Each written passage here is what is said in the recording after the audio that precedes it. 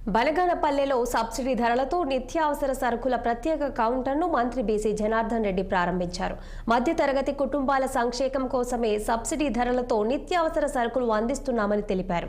రైతు బజార్లకు సమాంతరంగా పేద ప్రజల కోసం సబ్సిడీ ధరల కౌంటర్లను తీర్చిదిద్దుతామని, గత ప్రభుత్వ వైఫల్యాల కారణంగానే పేద ప్రజలను ఆదుకునేందుకు నిత్యావసర సరుకుల కేంద్రాలు సహకరిస్తాయని అన్నారు. ప్రతి మండల కేంద్రంలో ప్రత్యేక సబ్సిడీ కేంద్రాలను ప్రారంభిస్తామని, త్వరలోనే అన్ని రకాల ధాన్యాలను ప్రజలకు అందుబాటులోకి తెస్తామని అన్నారు.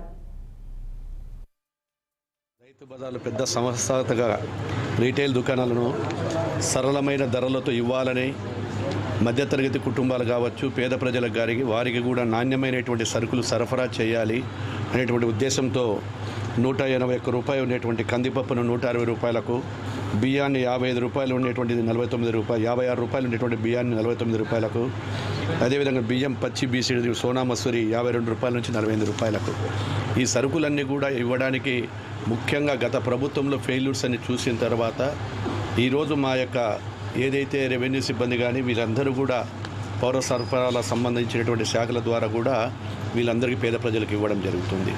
ఇది ఇక్కడ బనగానపల్లెలో 9వ అనుకుంటారు కదా సార్, 9 మొత్తం జిల్లాలోనే 9 నియోజకవర్గాలలో ఈ బనగానపల్లెలో కూడా మొట్టమొదటి దుకాణం ఇక్కడ ఏర్పాటు చేయడం జరిగింది. త్వరలోనే ప్రతి మండలానికి కూడా ఈ సరఫరాలను కూడా సరసమైన ధరలో నాణ్యమైన సరుకులను సరఫరా ఇవ్వడానికి